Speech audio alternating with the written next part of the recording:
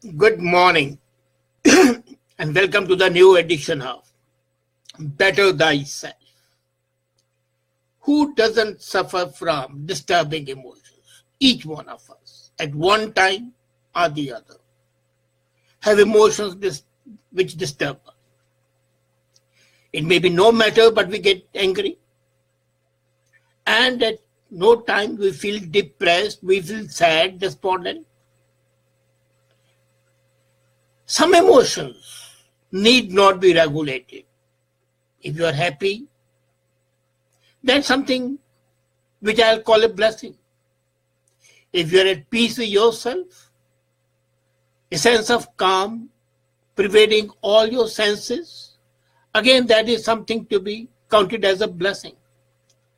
But getting enraged and angry for no reason, or even for some reason, feeling depressed, feeling agitated about,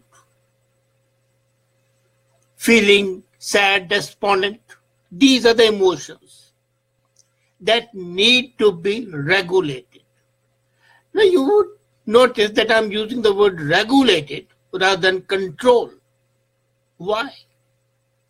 Emotions should never be controlled.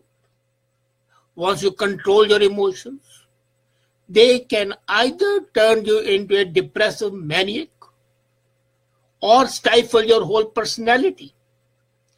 So, you must give an outlet to your emotions that I have always been saying. It's better to blow up when you are angry than to keep on sitting, moping around, doing nothing for hours together, and making even others, your dear and near ones, agitated, worried about you. So that's why I'm saying regulating your emotions. And regulating your emotions is helpful to you and to your surroundings, to your environments. For example, you are angry and after bursting out, you feel that anger was not justified. You would say, why am I so upset? What did I get angry about? People often talk with themselves. Why I'm doing this? Where I'm going? Why I'm not happy? Why I'm annoyed with my partner?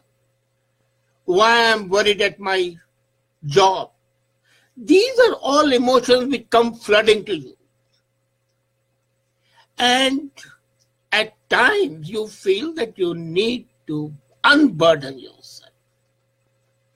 Now, unburdening yourself to others has many drawbacks.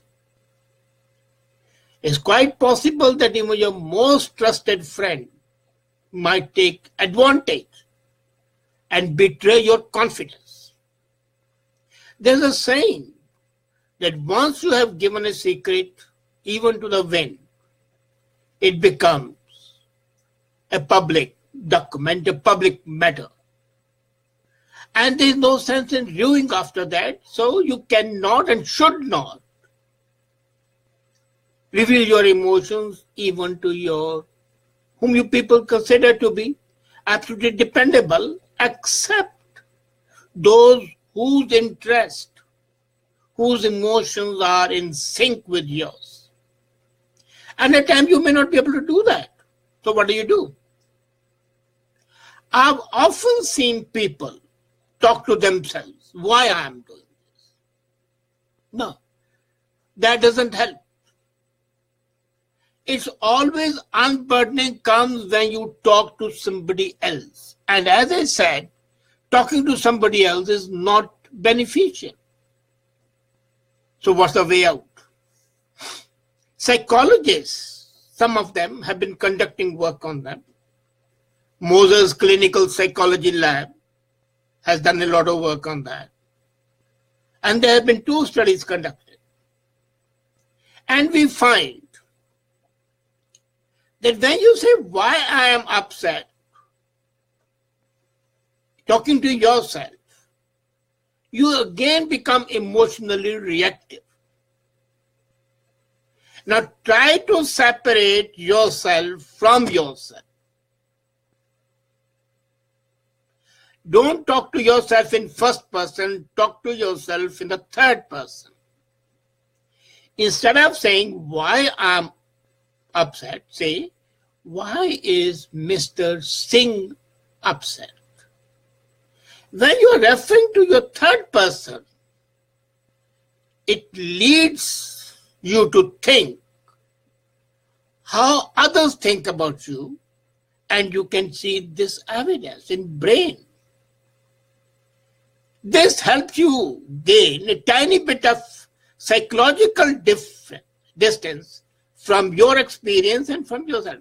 I know it's absolutely psychological, but you try it, and I have tried it. If I talk to myself in the first person, I'll always justify myself.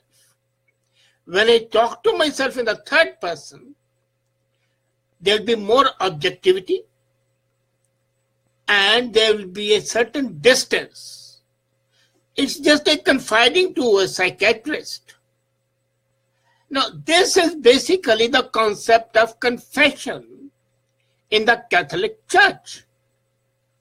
When you go there, you're talking to the priest with the belief that priest will not talk to somebody else. So you unburden yourself absolutely. The non-Catholics do not have that outlet. Catholics can commit anything, any crime, any sin, and they can go to the priest at the end of the week and confess and carry out the penance that is prescribed. You cannot do it. Those of you who are not of Catholic faith cannot do it. Now, Catholic priest is under a divine ordination, an order that prohibits him from talking to anybody else.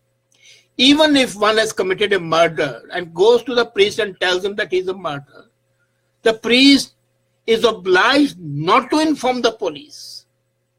So there's no danger of talking over there. The second is going to a psychiatrist and talking to him, because again the psychiatrists are covered by the rules of their profession to keep absolute confidentiality. But in case a crime has been committed, they are forced to tell it to police. So the best person whom you can confess is yourself. And confessing to yourself in the first person is it's a self-confession, but that's more like self-flagellation, self-beating. But when you talk to yourself in the third person, you are removing yourself psychologically from yourself, from your experience, and that helps you regulate your emotions. And that's why I said, regulate your emotions. Now, there was a study done. They had some people together, and they gave them some disturbing photos. One of the photographs was a man holding a gun to their head. Now, they divided this in two groups. And then they asked one group to talk to themselves in the first person. Second group was asked to talk to themselves in the third person. And when ECG was taken, the ECG was monitoring their brain, the people who were talking in the first person were reacting badly because they were themselves involved. But the people who were talking in the third person, their emotional brain activity was not that disturbing. In the first case, the emotional activity was much too high. In the second case, when they were talking in the third person, it was relatively calm because they had psychologically removed themselves. Now, this is not a conscious process. The moment you start talking to yourself in third person, whether you know it or you don't know it, you have consciously taken a step back from your psyche, a step back from your experience, and you view that event, that action which you're talking about in a more dispassionate and a more objective manner. Now imagine when the brain activity was different, they found that the third person talking were taking much less effort. When you're talking to the first person, it needs a conscious effort to come up. The body well-being, the body, when they were talking, they were seen, and on the spot strategy for regulating emotions was seen. As a matter of fact, the talking to yourself in the third person, an essential ingredient of mindfulness and thinking on the bright side of things. As they say, everything has a bright side and a dark side. And when some disturbing incident has taken place, the person involved always looked at the dark side. The moment you remove yourself psychologically, you start thinking on the bright side. So, when not only was this experiment conducted while taking ECGs, they also took fMRIs. fMRIs, functional magnetic resonance imaging. So the functioning of the brain was seen through the MRIs. And it was seen that using third-person self-talk was much better at regulating their emotions. The people, when they came out of that, it was you could sense it, the feeling of calmness that they evinced and they showed. They were no longer disturbed the way they were earlier, or as a person who talked in the first person. It was as if they had come out after talking to their psychiatrist or after having a confession to their gods, their souls. Here you're talking to yourself, to your soul, when you talk in the third person. And the soul is not something, your spirit is not something which is a constable on duty to punish you. It's not judging you. It is just relieving your tension. And the tension relief helps you, enables you to regulate your emotions. Again, I'm stressing on the word regulate your emotions, not crush your emotions, not curb your emotions, not control your emotions. All that talk of controlling, curbing, crushing emotions, which is usually done by these so-called gurus and teachers and leaders, is absolutely idiotic. That is meant to make you dumb-driven cattle. That is to degrade you to the level of animals and not remain human beings. So, the third person singular talk is extremely essential. There's another lab also where this study has been conducted, that is emotional and self-control lab. And their result also show, their experiments also show the same identical results. You see, there are a lot of implications in these researches to comprehend your basic understanding of how self-control works and how people can really regulate their emotions in daily life. This problem you're going to face every day. In the morning, you might get late and you might lose your balance.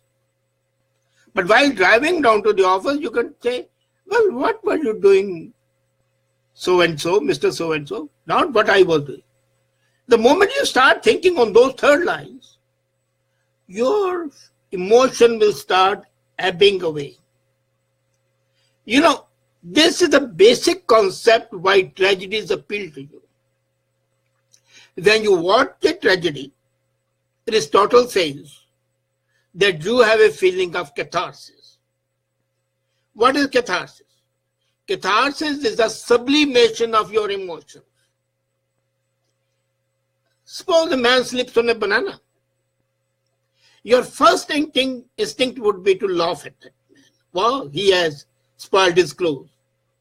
Unless he's hurt. If he's hurt, you will have empathy and sympathy for that man. But if he's not hurt, he will just muddied his clothes.